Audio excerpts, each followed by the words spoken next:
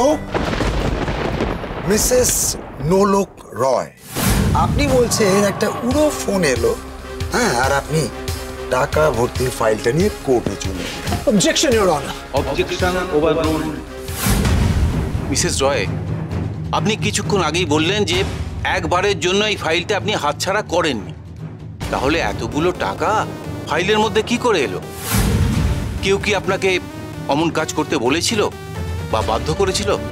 বিশ্বাস করুন, আমি সত্যি জানি না, আমি কিচ্ছু জানি না ওই টাকাটার ব্যাপারে। কোনটা সত্যি কোনটা মিথ্যে কিছু বুঝতে পারছি না। আমার মন বলছে নোলক সন্দেহের ঊর্ধ্বে, কিন্তু যুক্তি তো সে কথা মানছে না। আদালতকে কিভাবে কনভিন্স করাবো যে এটা একটা কনস্পিরেসি হলেও হতে পারে? মাই লর্ড, এসব কি হচ্ছে কোর্টের মধ্যে? উনি বলছেন যে কেউ একটা উড়ো ফোন করলো আর উনি টাকা পয়সা নিয়ে কোর্টে চলে এলেন। না, উনি একবার এটা বলছেন একবার ওটা বলছেন, অল আর ক্রপ আপ স্টোরিজ, সব ফেক স্টোরি। উনি নিজেই জানেন না উনি কি বলছেন।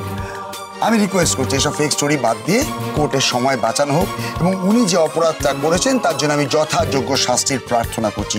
আমি তো অন্যায় করিনি কোনো, তাহলে তোমরা আমাকে শাস্তি দেবে কেন? আমাকে শাস্তি দিলে না রে। আপনি চুপ করুন, আপনি প্লিজ প্লিজ চুপ করুন। উনি সব শুনছেন, আপনি প্লিজ চুপ করুন।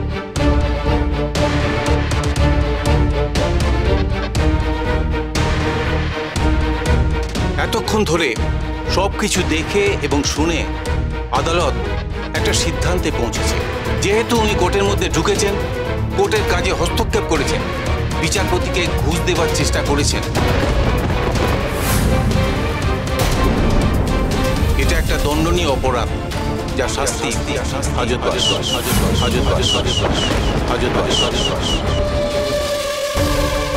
ইওর লর্ডশিপ, আমরা তো এখনো নিঃসন্দেহভাবে বলতে পারি না যে নোলক রায় ফাইলের ভেতর টাকাগুলো রেখেছিল এবং ওর উদ্দেশ্য ছিল আদালতকে প্রভাবিত করা। উল্টো কোনো যুক্তিও তো আপনি দেখাতে পারেননি। তাহলে আমরা কি সিদ্ধান্ত নিতে পারি? মাই লার্নেড ফ্রেন্ড, আপনি কি বেনিফিট অফ ডাউটে মিসেস রয়কে নিরপরাধ প্রমাণ করার চেষ্টা করছেন? কিন্তু মাই লর্ডশিপ, পুরো ব্যাপারটা আদালতে সর্বসমক্ষে ঘটলো। সিদ্ধান্ত আদালত নেবে, আপনি নন। আপনার আচরণে কিন্তু বারবার ব্যক্তিগত আক্রমণ প্রকাশ পাচ্ছে। আদালত তাই আপনাকে সাবধান করে দিতে চায়।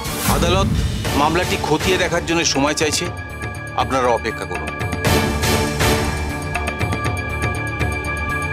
উকিল বাবু,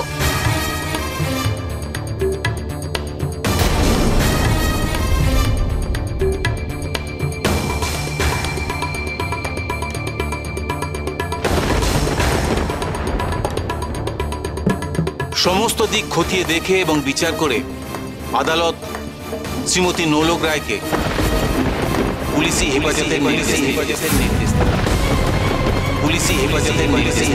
নির্দেশ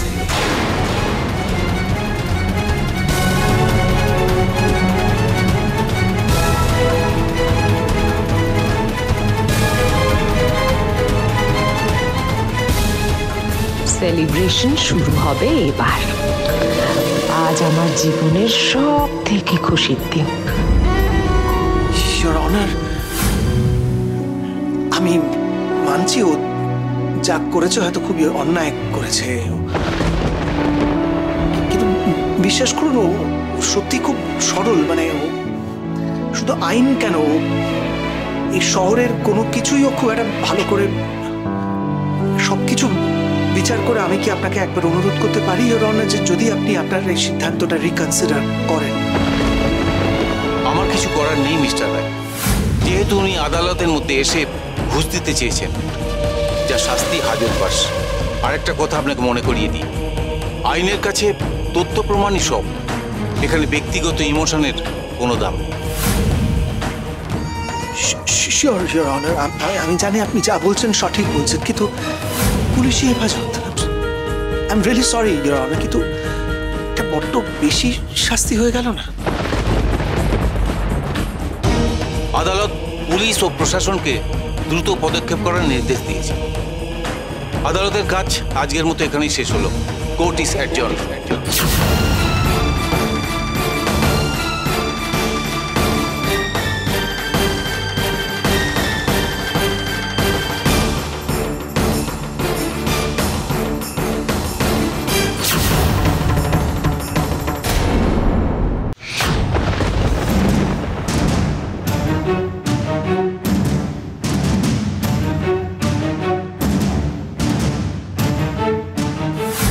এবার এবার কি হবে বলো তো এবার?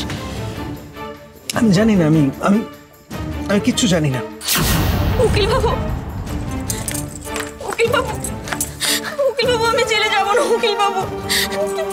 আমি কি করে জানবো ওই ওই ফাইলটাতে এত টাকা পয়সা? আমি সত্যি বুঝতে পারিনি উকিল বাবু। উকিল বাবু দেখো, তুমি তো জানো আমি জেনে বুঝে এরকম কাজ করিনি। আমি জানি, আমি সব জানি, কিন্তু আইনের চোখ বাঁধা। আইন প্রমাণ চায়। আমার কিছু করার নেই। আমি জানি তোমার মতো মানুষ এসব কাজ করতে পারে না, কিন্তু তুমি কেন এসবের মধ্যে জড়ালে? তুমি জানো না চারপাশের লোকজন কত খারাপ। তুমি পারবে না ওদের সঙ্গে। তুমি জানো আমি অন্য কোনো অন্যায় করিনি। আমি জেলে যাবো না উকিল বাবু, আমি জেলে যাবো না।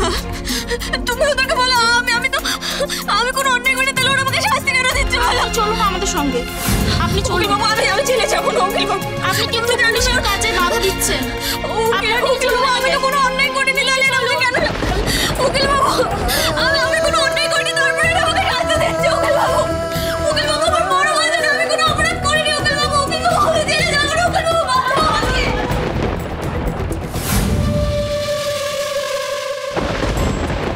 I'm sorry, Nolok. I'm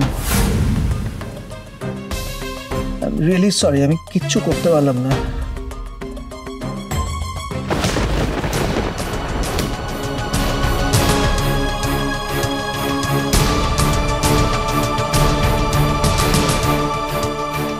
Chowdhury, একটা কথা আমাকে বলো, এই ফাইলটা তো গুছিয়ে আনার কথা ছিল তোমার। তুমি তো জানতে এটা কতটা ইম্পর্টেন্ট, তুমি সেটা ফেলে এলে কেন? আর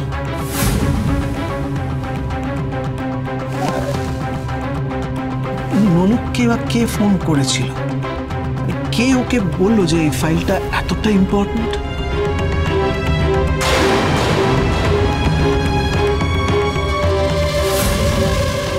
কি হলো, চুপ করে আছো? তো মানে আমি তো তোমাকে বারবার বলেছিলাম যে এই ফাইলটা কতটা ইম্পর্টেন্ট, এবং আমি আজকাল খেয়াল করছি যে তোমার কি মনে মন নেই কাজে, কি মনে অন্যমনস্ক তুমি।